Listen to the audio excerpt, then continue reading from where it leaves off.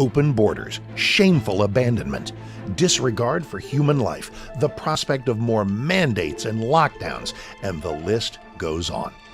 Now more than ever, we need to stick together. Voting alone is not enough. We must use our dollars to support companies that fight for our rights and beliefs. Patriot Mobile is America's only Christian conservative wireless provider who shares your values. Last year, we gave more than $500,000 to conservative causes. With your support, we'll give more than $1.5 million this year. It's time to band together and support companies that truly love America and fight for our freedoms. Will you join us?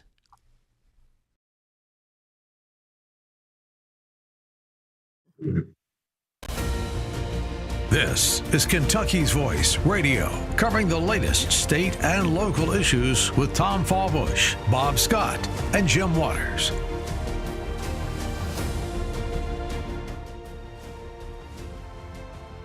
Good morning, Kentuckiana. Welcome to Kentucky's Voice. I am Debbie Robbins, your host for today. I want to welcome all of you in the Louisville listening area that are on 970 AM. It's great to have you with us, and also those that are watching locally on Spectrum TV, Channel 21, WBNA. Thank you so much for joining me today. You know, our goal each day on this show is to serve the conservative voice, your voice, giving Louisville and Kentucky's conservative perspective mainly on local and state politics, but also always addressing the national issues of the day that they trickle down and they really affect all of us. So I want to say, first of all, if you would like to be a part of the program today, text us, email us, but text us at 502-571-0970. I really love getting your comments. I want to know what you think. This is your voice. We want to hear from you. We have a great show planned for you today. We're going to be hearing from our own Jim Waters, who, along with Tom and Bob, they're all at the National Religious Broadcasters Convention in Nashville. It's a wonderful place for them to be right now, but I'm excited that Jim is going to join us from there, and he's going to be discussing a very important case that had a ruling yesterday from the Kentucky Supreme Court, came down yesterday regarding Kentucky charter schools. This has been an issue that Jim has poured a lot of time, a lot of heart into, and has a lot of passion about, and all parents as well. I mean, we all are very concerned about this. He'll be joining me right after the break, and we look forward to having Jim from Nashville. And at the bottom of the hour, you're going to meet Mr. Don Fitzpatrick. He is the chairman of the Republican Party of Jefferson County. And those of you who were with me yesterday heard me speak about our Metro Council races. And he's going to give us an update and tell us about the midterm elections, what the strategy is all about from the local party, and how you can participate. Conservatives getting you on board. You're not going to want to miss this, because he's really going to give you some great insight on what's happening. I want to remind all of our listeners that you can watch replays of today's broadcast on Spectrum TV Channel 21. You can see it at 12:30, 4, and 8 p.m. Also, you can find us on Facebook and YouTube. This show is there, and it is your voice. It's Kentucky's Voice. And did you know that Kentucky's Voice is a listener-supported program? And we want to really thank all the sponsors out there who keep us going from day to day. But if you're new to the show, or if you've been thinking about supporting us, I hope you'll log on to our website, www.kentuckyvoice.com. That's KYVOICE.com. And there's a place where you can click to give a donation. We really could use your support so we can keep our conservative voices going. And also, we would love it. Again, I want to say, you can also give at the same phone number where you can leave comments and text me. So you can text the word give to 502-571-0970. Again, I'd love you to be a part of the conversation today, because this is really going to be a very important show updating us on something. And you know what? Politics, is when I hear people talk about politics, or they'll say to me, I don't want to hear anything about politics. I don't want to hear it. It has nothing to do with me. Well, I want to say that that is not true. I'd love to be able to live off the grid and not have to worry about anything, but politics has everything to do with us. And this is what I like to tell them. It's a great Martha Gellhorn quote, and maybe if Mr. Producer can put it up, that's great. Here it is. And here's what she says. So here's what you can tell your friends. People often say, with pride, I'm not interested in politics. They might as well say, I'm not interested in my standard of living, my health, my job, my rights, my freedoms, or my future, or any future. If we mean to keep control over what our world lives in, we must be interested in politics. So sit back, join me on this program. We're glad you're here. We'll be right back. This is Kentucky.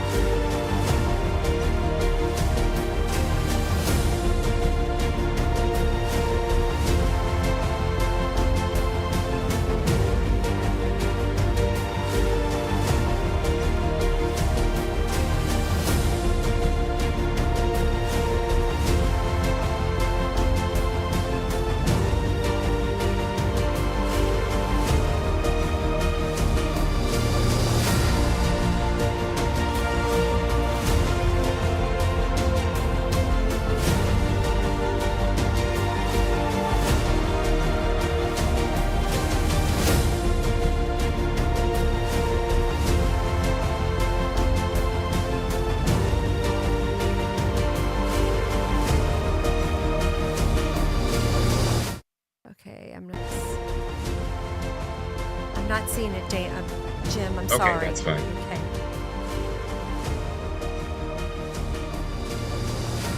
Now, back to Kentucky's Voice Radio, online at kyvoice.org.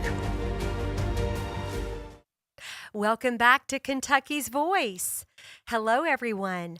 Hi, I'm really excited that Jim Waters is able to join me this morning. He is a regular host of this show. And Jim, I know that this week you had the opportunity to attend a portion of the National Religious Broadcasters Conference in Nashville. I'm sure that was amazing. And if there's any big highlight you want to share with us, I'd love to hear it. Well, it was great last night to be with Secretary of War Pete Hegseth, who came and spoke and gave one of the great defenses of religious liberty, and also talked about how there's a conscious effort to bring that back to the military, which is very interesting, about soldiers and those in our fighting force being grounded in moral truth, moral principles, and not just moral, but spirituality as well. So it was really great to hear that. He just gave a great presentation, and then we heard Seth Rollins with the Babylon Bee. Am I saying that right? It's a satire site. He did a great job. It was just a great night last night at the National Religious Broadcasters.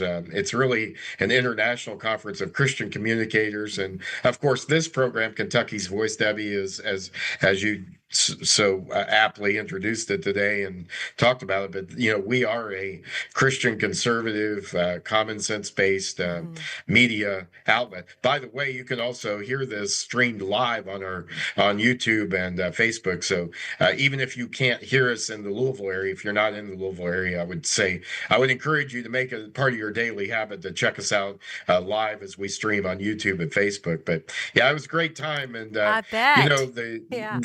The NRB, it's been a few years since I've been there, and it's really grown. And it was great to see just some of my heroes of ministry. Dr. Robert Jeffress was there, just a great guy. Jensen Franklin, others were there, and it was just a great. Anybody really doing Christian media in America was there, so it's a great time. That's wonderful. I would have loved to have heard Secretary Hegseth. I spent over 30 years singing for the military, working with chaplains all over the globe. And I know how desperately needed that they are, and that the truth is told to soldiers. Yeah.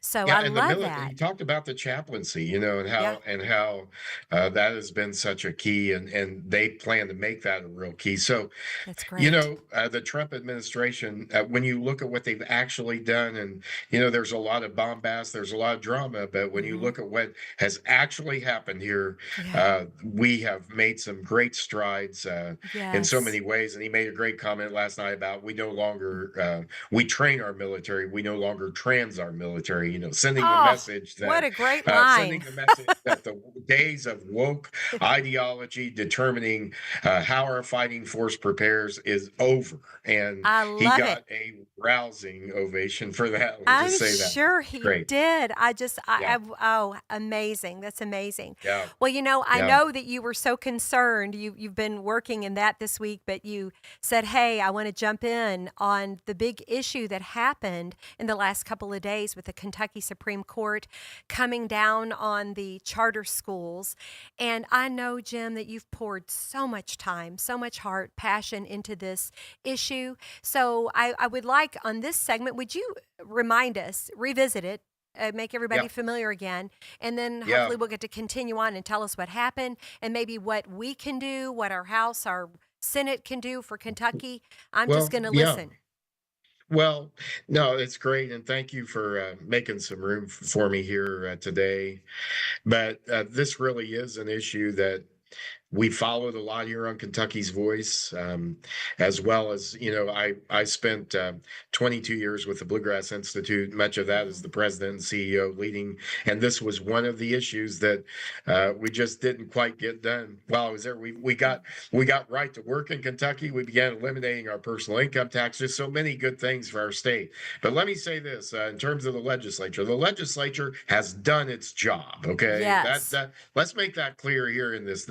Now, there's times that we've had to be critical of the legislature because they allowed politics or whatever to get in the way of doing what was right. But and I like, by the way, your opening statement that we have to be concerned about politics, and we do have to, as Hmm. I think, as Christians, as conservatives, be more engaged. That's been part of the problem is we haven't been engaged enough, Exactly. and so the left has made a lot of has made a lot of traction because of that. But on this issue, on the issue of school choice in Kentucky, the legislature could not have done a better job, in my view, with a few rare exceptions. But even in those things, the legislature has done its job of recognizing that parents and not bureaucrats, not teachers unions, Hmm. uh, not politicians are the best people to determine how our future generations are educated, where they will get their best education. And so in 2021, I'll set this up a little bit. In Hmm. 2021, the legislature passed House Bill 563, which created a scholarship tax credit program, much like what we find in the One Big Beautiful Bill, where Yes. individuals and businesses could donate to a non-profit third-party 501c3 scholarship granting organization, and then they could apply that donation against their state tax liability. The legislature passed this. They overrode the governor's veto, but the court said that the legislature cannot constitutionally fund schools outside of the public school system, or what they call the common schools. And so Hmm. they struck it down as unconstitutional. In 2022, the legislature passed House Bill 9, Okay. which created a funding mechanism for charter schools. Now, in 2017, the legislature passed a charter school law, bringing charter schools, legalizing, if you will, charter Hmm. schools for Kentucky, enabling that, but they didn't fund it at that time. And so in 2022, they passed the funding bill for it. Yesterday, our really incompetent Kentucky Supreme Court, really an embarrassment to our state. Look, this is one of the worst decisions that I've seen. They struck down this charter school law as being unconstitutional. It's Uh, incredulous. it's just I'm having a difficult time with this in a way because, as you said, there's been no issue I've worked on more than this, and it is maddening the lack of competency, the lack of understanding.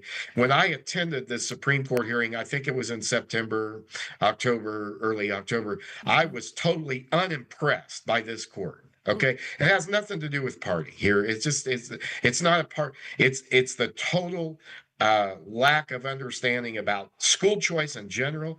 I mean, look, we've got 48 states in America that have some type of educational freedom for parents, and they've had it for years. So, but this Supreme Court hasn't even been curious enough or wondered enough to go check it out and find out what those programs actually do and how they actually work. Now, what they said yesterday was that, or what in the decision released yesterday was that charter schools, they compared this to non-public schools. They determined that charter schools are non-public schools. This is incredible. Charter schools are public schools. But here's the difference: is they're run differently than the traditional public schools. They're not controlled by the unions. They're not controlled by the bureaucracy, and they are succeeding in our country and around our country and in the states around Kentucky in educating the most at-risk students from poor, low-income minority homes in many cases. And this court said, no, if you happen to be in Kentucky, you can't have that advantage because this isn't controlled by the union. So what they said was that you can't do public education any differently, even if what you're doing is failing 2/3 of our kids. And Debbie, that's incredulous to me. Our children listening are to you. competent. Are competent in reading and math and academic areas. So this is what they said. So tell me this. I read another report. What did they throw in there about it not passing as an amendment here? How did they use that as an excuse for this? That again shows their total incompetency because the item that was on the 2024 constitutional amendment involved the scholarship tax credit program, which did not involve public charter schools. It was for non-public schools.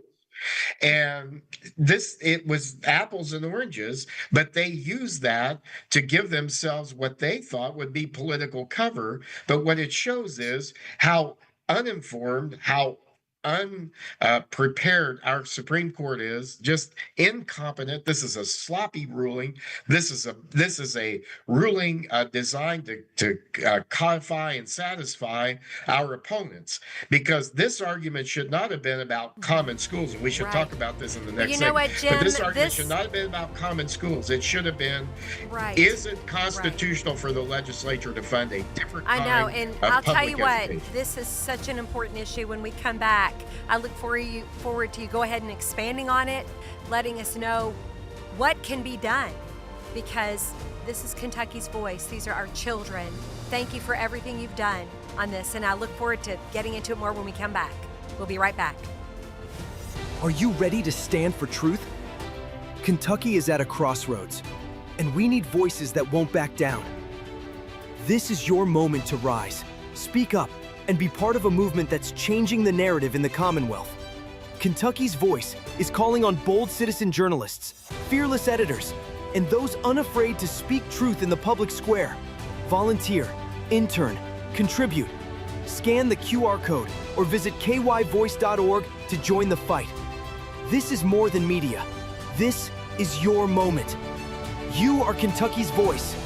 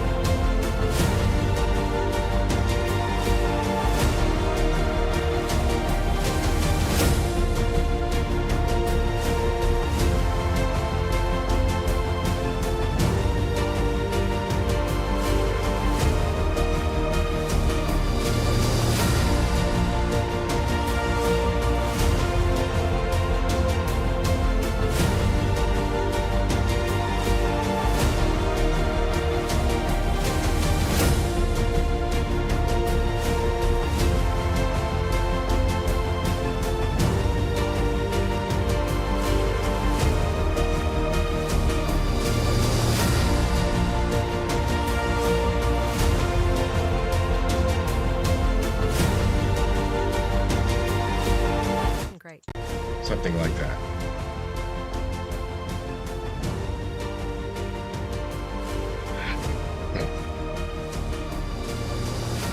Now, back to Kentucky's Voice Radio, online at kyvoice.org.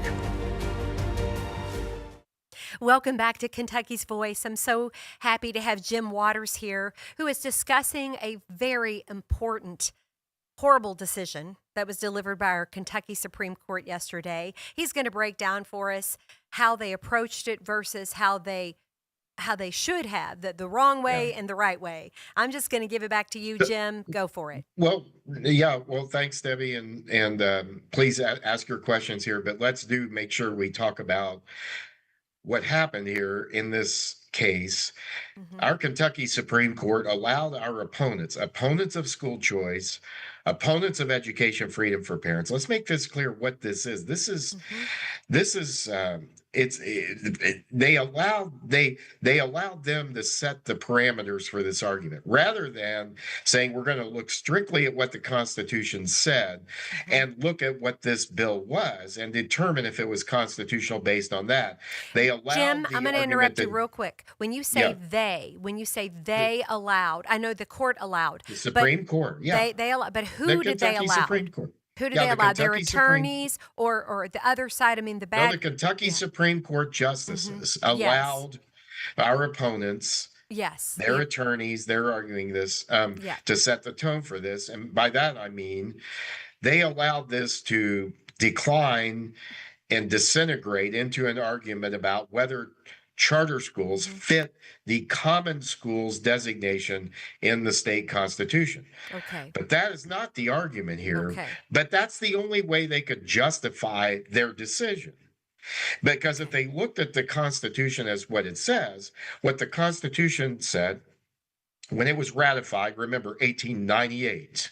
Okay. Long time ago. There were funds restricted. There were restricted funds that could only be spent on common schools. That's not the general fund. These are restricted funds. That's all the Constitution said about what the legislature could not fund. Should have been a slam dunk. There is nothing in our Constitution that prevents our legislature from funding public charter schools out of the general fund. Now, the legislature funds all types of schools that would not be considered common schools. So what are they going to do with this? But let's stop right there. That's a major point I want everybody to get is there is nothing in our Constitution that prevents our legislature from funding charter schools. If there is, then that means the Supreme Court can determine funding and how tax dollars get spent.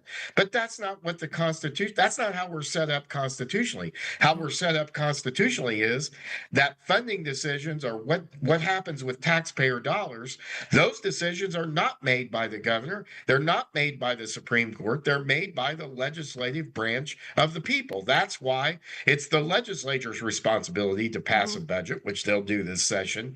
It's their responsibility to determine how tax dollars get spent.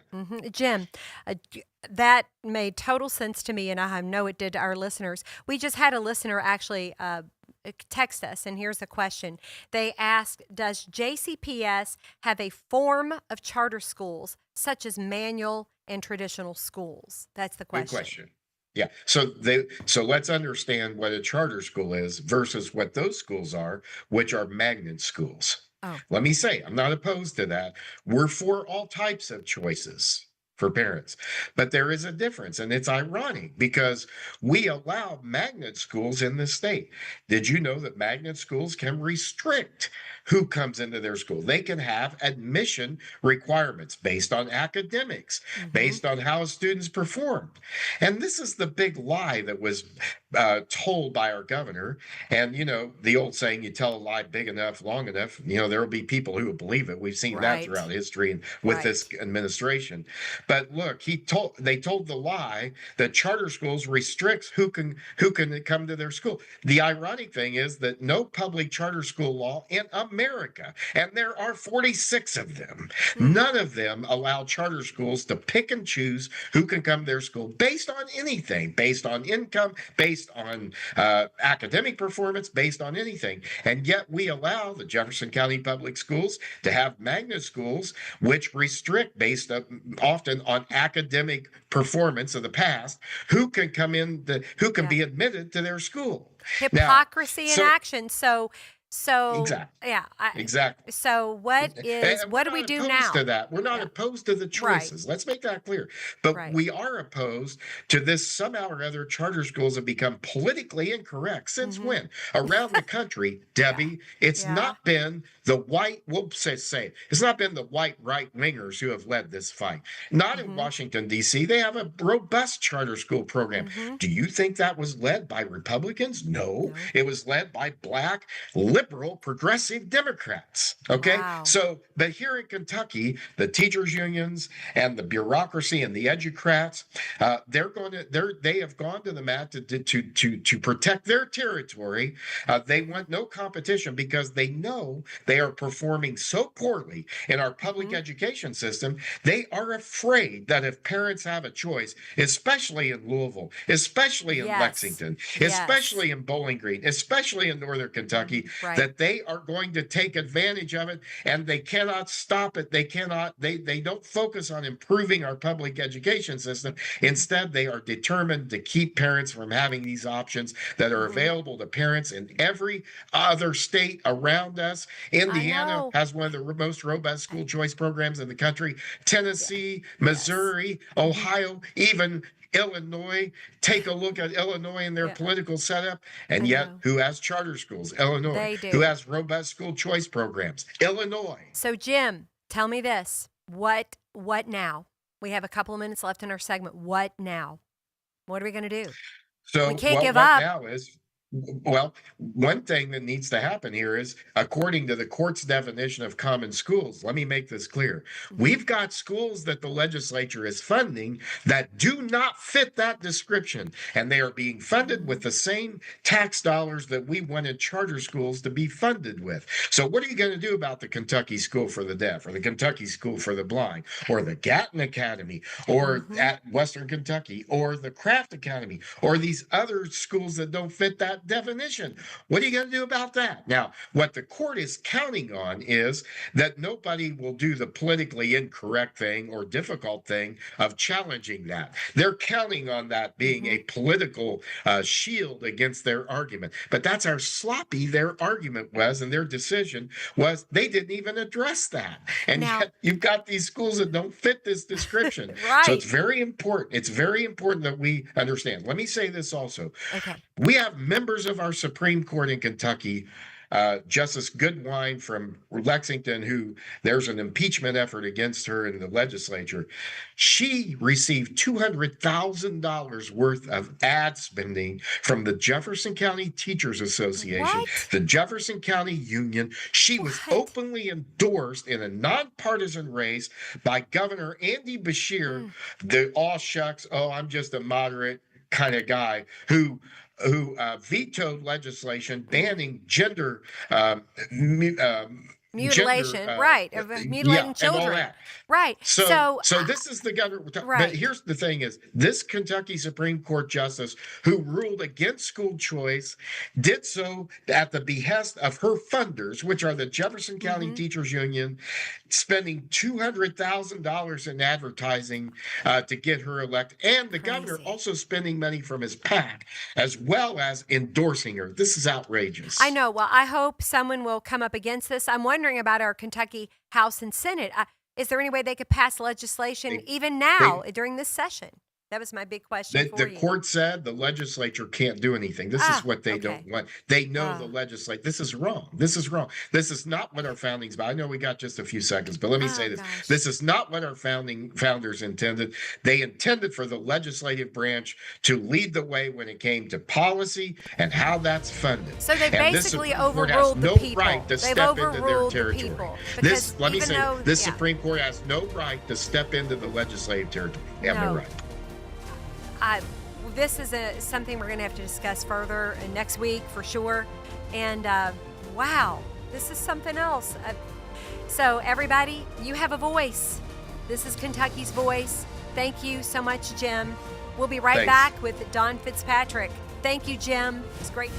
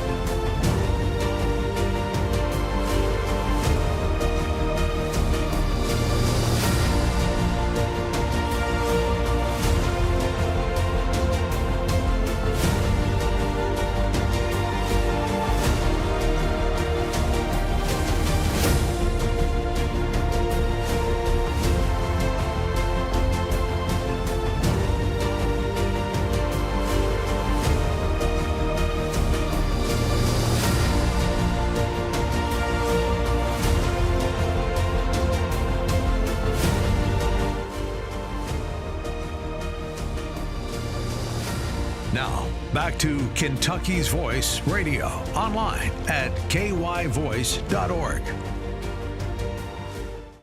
Welcome back to Kentucky's Voice. I sure enjoyed having Jim Waters on with us these last two segments. Oh my goodness, that is a topic that I know we're going to be revisiting very soon, probably next week sometime. But I'll tell you what, we're also very blessed today and grateful to have the chairman of the Republican Party of Jefferson County.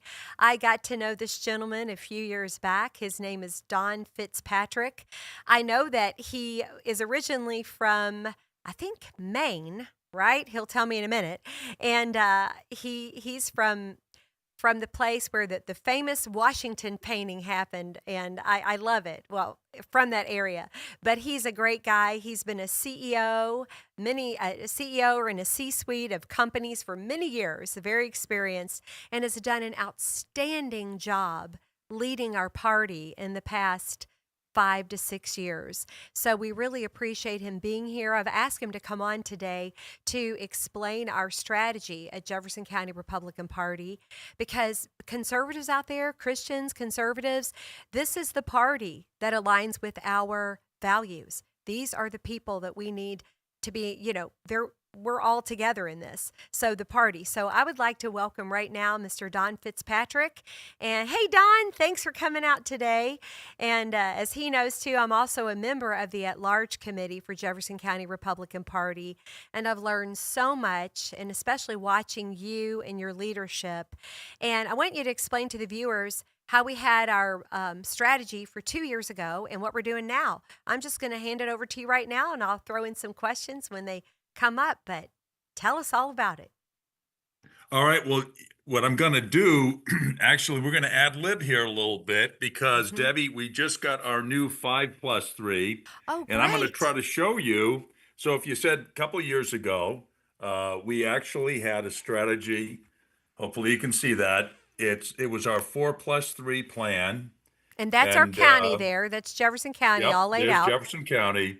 And that was our plan a couple of years ago. And it worked out pretty well. We decided we were going to focus on, we had to protect 4 seats, and we focused on 3 that we were going to pick up. There were 13 races, but we decided only to run in those 7. Again, 4 we needed to protect. And now, if you take a look 2 years later, here we are. This year, the strategy is protect 5 and pick up 3. And then, frankly, we have, as you see here, 12 Republican seats representing the first majority on our Metro Council since the merger. So that would be historic. Frankly, we've already made a historic gain in 2024 because the most representative Republicans we had ever had prior to that was 11. And in fact, if we were talking 3 years ago, we would have had 19 Democrats and 7 Republicans going into the 2022 race. We picked up 2 in 2022 and picked up 3 more. So we've gone over the last 3 years, last 2 election cycles, we've gone from 19 Democrats, 7 Republicans to 13 Democrats, 12 Republicans, and an independent. I And love again, that. I love it. well, again, It's red. I'm loving that it's turning red. So keep going. Keep informing well, everybody Debbie, out there. again, you got to have a strategy and you got to stick with it. Exactly. And that's the point. In fact, this year already, in one of our districts, the opposition, the Democrat, has dropped out. That is in Khalil Batshans, and I just learned this the other day. Oh, So he will go straight to being sworn in again for the next Metro Council session next January. And so at this point, it really is protect 4 and pick up 3, just like 2 years ago. And we're excited because we've got great candidates, hardworking candidates. And the other thing, Debbie, that I do believe sincerely that we have the issues that people care the most about on our side. I This is know. And common sense, patriotic, and very, very much focused on the fact that we are a Judeo-Christian country, and we welcome people to come here. At another juncture, I know I'll be back on with one of our candidates, Republican candidates for Congress, Maria Rodriguez. yes, who I came talked here in about her on the program 2009. yesterday a little bit. I talked about her and her story Yeah. just a little. And So there's a lot yeah, going on, and we're there is. excited. We really We are. are. We think Would this you? is a great opportunity. Yes. Would you name if you know? And this is always the big issue for people. They might know the district number, but they don't know if it's where they live. Like last week, we had Lonnie Joseph on, and he was able to explain to everyone, "Hey guys, I live near Churchill Downs. I'm by the airport. That's my district." And he did a great job of explaining, where he lived. So we want people to know this is your spot. You've got to be interested in this race, and also name the issues. I know you do. Always name the top 5 that we've been touting for the past 3 or 4 years that concern us the most in Louisville. Just name them off for them. Okay, well, I'll start with the latter, Debbie, if you don't mind. Sure. Public safety has to be number 1. Yes. There has been progress made. I'm really happy about what the progress that our 12 Republican leaders have made. The Safer Louisville proposals have been very, very specific, actionable. That's the key, actionable. Are they Right. things that you just talk about and wouldn't it be nice? Or are they things that you actually can make happen to better our communities? So public safety has to be number 1. And by the way, public safety is different in each part of each district in the area. In if you're in District 17 as an example, where I'm in Anchorage North, let's say, public safety, the focus there might be different than in Lonnie Joseph's District 21, where there might be issues, or Jonathan Joseph's, on Dixie Highway, et cetera, where, you need to ensure that as you're bringing restaurants and businesses in, that you also have the ability to look the folks in the eye and say, not only will your employees be safe, but you and your customers and anybody involved can feel very, very secure and coming by, having dinner, having a good time. And again, that's just an example for, a restaurant. If it's a manufacturing facility, the ability to understand that your facility is not going to get broken into. Right. And I think we've made a lot of progress on that. And by the way, our team has worked with the mayor and with Chief Humphreys. So this is not, this is not doing it alone. But this is Right. having a very strong, and what I would say also that Republicans are bringing to the table is predictability and order. Yes. And you know what? Okay, I I mean, remember to tell everybody also about them having chairmanships for the first time. How many chairmanships do we have on the Metro Council right now? well, if you looked back in 2016, again, going back for a little perspective, we had one chairman, Mm-hmm. and then that was it Yeah. for a number of years. We currently have 5 out of the 10. Oh, and that is a part of what brings that order because they can say, hey, as a unit together. Yes, I love it. I love it. Yep, Keep going. Keep going. absolutely.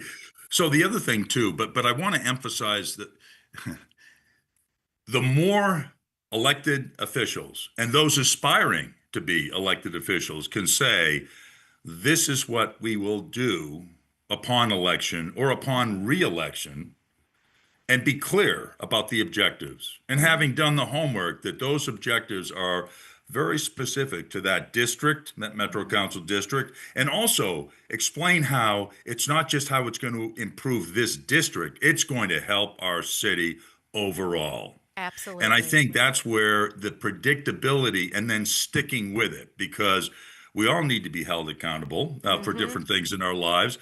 Politicians who become elected officials, they need to have that same level of accountability. And I think that's what our team is holding themselves to first and foremost, which is so Yes. important. So again, after public safety, I would say improving our infrastructure. And again, those are differences, that really is a unique district by district set of scenarios.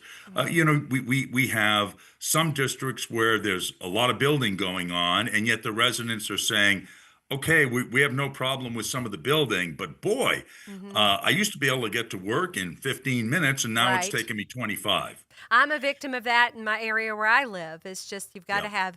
have public safety and the zoning and the planning. Those are big issues depending on where you are from in the county. Exactly. Yeah. It is, Debbie, and we want to grow Louisville. And Yes. in order to grow, you have to have not only businesses, you have to have good job opportunities, education. You have to have really solid infrastructure to support all that. And, that takes time and it takes money. But I honestly believe, again, getting back to predictability, saying what you're going to do, planning your work, Right. and working your plan and holding yourself accountable is something that any one of the folks that we speak with here at the party that are considering running for office. And again, we now have, after January 9th, all the candidates are in. So, And there's a but lot of anybody- them, and we have a lot There of are. great candidates, I think, Don. Yes. Don't you think? It's amazing. We have some and, really great candidates, Debbie. and our people yesterday, some questions I got in during the show was, how do Yeah. we find them? And I was saying if they can go to our website, they can go to the Facebook page, and we really need to make sure, I'm sure it's being updated if it hasn't already, to know who these candidates are. And another thing, when we get back from the break, let's talk a little bit about this nonpartisan issue. First, how to help people know our candidates, find them, because they are amazing. And we have a great plan. Oh my gosh, I've been so excited to be a part of it. So when we get back, let's talk some more about that and some other issues as well. So anything you want to say before we get to the break? It's coming up soon, but one more thought. Well, I'm just pleased that you're doing this, because if there's anybody that can actually captivate people with their voice, it's you and your Aw. presence. And you help our candidates so much by helping them, and me personally, learning how to project better. And, Thank also, you. we appreciate you, Debbie. I love it. Well, I love this show, and the hosts of the show are amazing. Everyone involved with Kentucky's Voice. But people out there listening, you are Kentucky's Voice. What you have to say is so important. Would you please text me right now? Give me some questions for Dawn. Please do it right now. And we look forward to hearing from you. And we're going to be right back. Thanks. Kentucky's Voice is your home for real news, real people, and real answers. But we can't do it without you. Your financial support helps us bring truth to the forefront, hold leaders accountable, and give a voice to the people of the Commonwealth.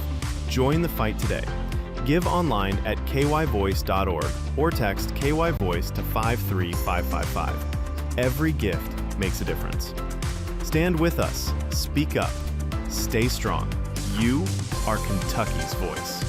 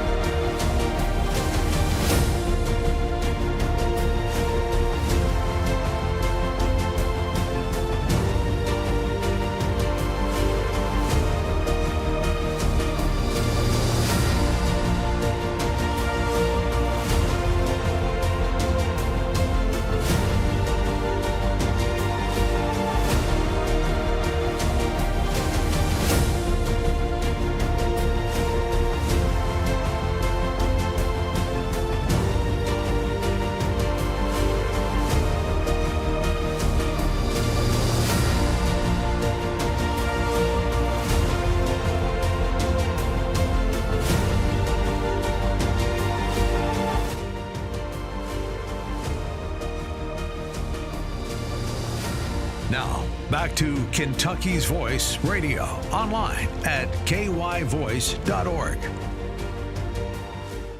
Welcome back, everybody. I'm here with Don Fitzpatrick, the chairman of the Jefferson County Republican Party, and we want your thoughts and questions at 502-571-0970. That's 502-571-0970. Don was talking about the metro races, and I'm just going to turn it back over to him and let him go. Well, hey, Debbie, thank you. And you mentioned nonpartisan. I think this is really important, okay, because for the Metro Council and the mayoral races, they are nonpartisan this year. Yes. What does that mean? That means essentially, number one, that when you have your ballot, and of course we each get a unique ballot based on the districts we live in, who's running, that we can vote on. When you have that ballot, it's going to start out with the traditional partisan races. So a congressional candidate, state representative, state senator, et cetera. And then and if you decide, if you're one of the voters, and some do, they just say, okay, click all Democrat or click all Republican, and you turn your ballot in, that's not good. No. Because there are going to be a number of nonpartisan races and that essentially will then come right below that.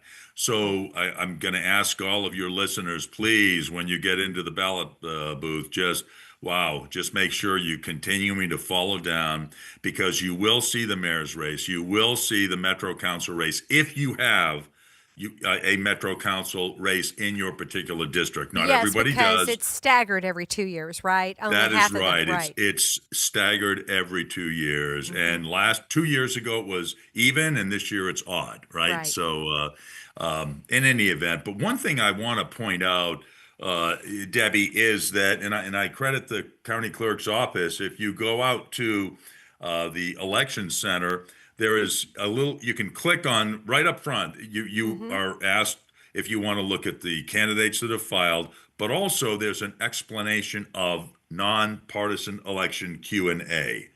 And easy to get to. You click on it, you download a Yes. PDF, and it's a great Q&A. But what's going to be required, and this is both for the Democrat and Republican parties, we're all going to be working to get the word out that number one, everybody votes in the primary. It's Right. what's called a jungle primary. It's no Right. longer, again, for nonpartisan races, it's no longer Democrat, Republican lanes. Hmm. It's one lane, whether it's three candidates, five Hmm. candidates, seven candidates, I think, in one of the districts. You're going to Right. vote, and And the top you two will mean go to just for the November. and you mean just for those nonpartisan races, because you still That is can correct. vote, because when you show up it is partisan as far as the primary, whether you will get a Democrat ballot or a Republican ballot, but those nonpartisan races has all the names of both Yep. Democrats and Republicans. That's what you're saying, right? That's absolutely correct. For Metro That's absolutely Council. correct. Yeah. So I guess it's a good thing. We've got a lot of friends of ours and you do as well, that are registered independents. Yep. In the past, as They it couldn't pertains vote. to partisan races, it will continue this way. Hmm. On their particular ballot, they will not see in this case, congressional, Hmm. state races, et cetera, because they are partisan races. So if you're an independent, that's not going to appear on your ballot. You're just going to Right. see the ones that are nonpartisan that Hmm. pertain to where you live and where you vote. So Yes, and I'm uh, an election officer, and that's going to be another step for us that we will have to make sure we issue the right ballot. Because when you come to me with your ID, I look you up, it lets me know if you're an I or an O, which is other, or if you're a D or an R, and I have to give you the right ballot. So people have to pay attention as voters as well. You're right.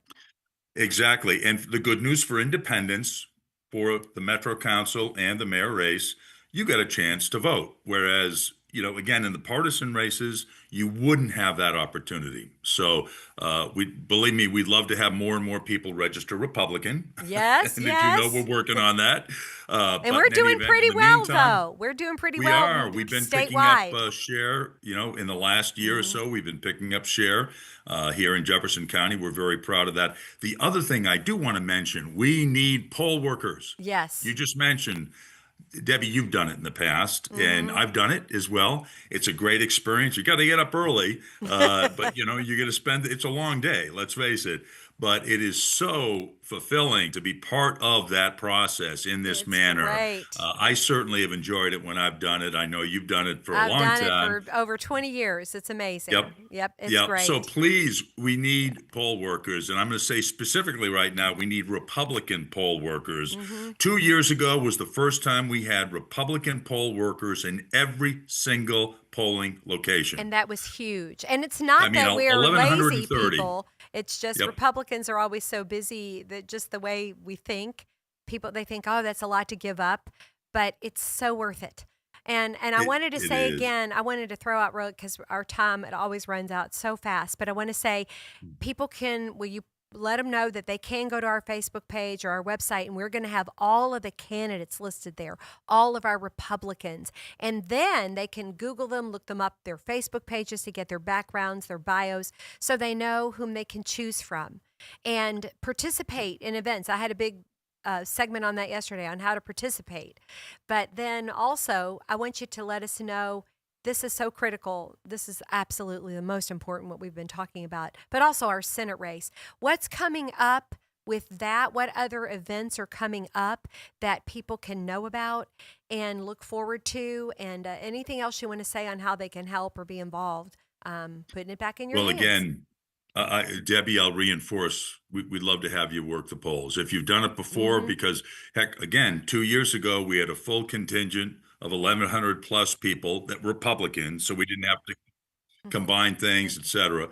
So in any event, we need that again. So on March 16th, the big news, and this will be announced, very shortly, as in hours. Right. On March 16th, we're going to have the first Republican Senate debate Hmm. in this primary, and it will include the three candidates that have by far raised, the most money, that consistently appear in the polls individually. And again, that's Andy Barr, Nate Morris, Daniel Cameron, and We will have a lot of information out on that on our website. We'll be announcing soon, and I expect tickets to go on sale on Tuesday morning, but it'll be at the Henry Clay. It'll be the first Republican Senate debate. As you know, Debbie, we led the way back in the 23 gubernatorial election, and we're going to have 300 to 350 excited people sitting in the ballroom watching a live debate. Yes, do It's you know? going to be fun. It is. And what is the ticket price, Don? $75. Yes, and I they'll just go want on to, sale. yeah. Yep. I want to say that is affordable because you are providing food and seats there, and it's a lot of expense to put on an event. Hey, we just had a text that said we really need to know the Republicans. We really need to educate people on the names of our candidates of who are running, and that's what people keep saying. So if you have a list in front of you and you want to just name them down, and Oh, absolutely. you don't have to comment on them, just list them so people as they're listening, and then we'll put it on the website again and on the Facebook page so people can find them. So go ahead. Super. So in District 7, think kind of Linden South. That's Catherine Cat Timmerman.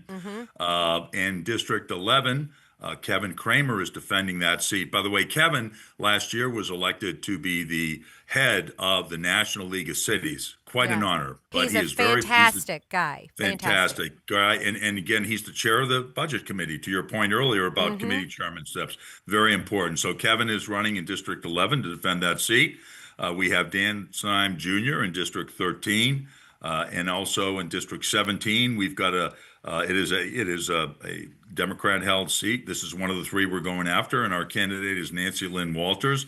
By virtue of the fact that there are three candidates, 2 Democrats and 1 Republican, there will be a primary race on May 19th. The first 3 that I mentioned, 7, 11, and 13, will not have a primary race on May 19th.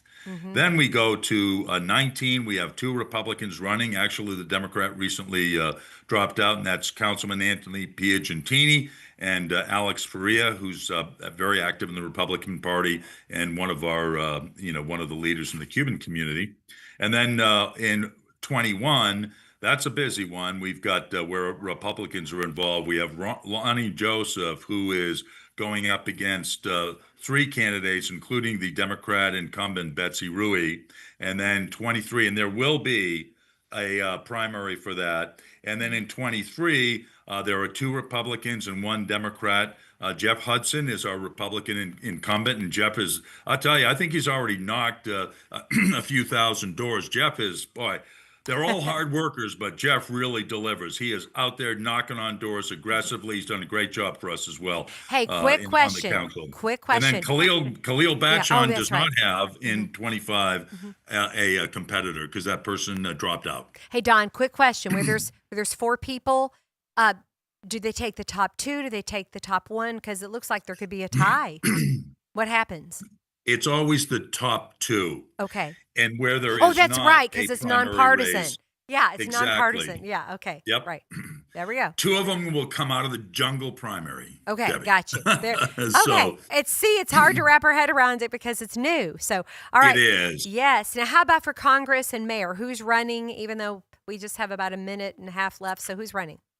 Yeah. If you remember Okay, them let all, me you may just- not have that Let me list just in front shut the of you. door real quickly here. All right. So for Congress, there are a couple of candidates that have filed to run against our incumbent Morgan McGarvey. I'll share them alphabetically. Daniel Cobble, David Joseph Nichter, Donald Pay, and Maria Teresa Rodriguez. Yes.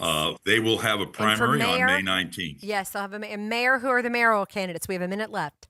Mayoral candidates, Jeff Yoakum, Bob DeVore, Lisa Holiday Harris, Tina Bunnell, and Stephen DiTillo are the Republicans that are running. So we have 5 Republicans in the mayoral race.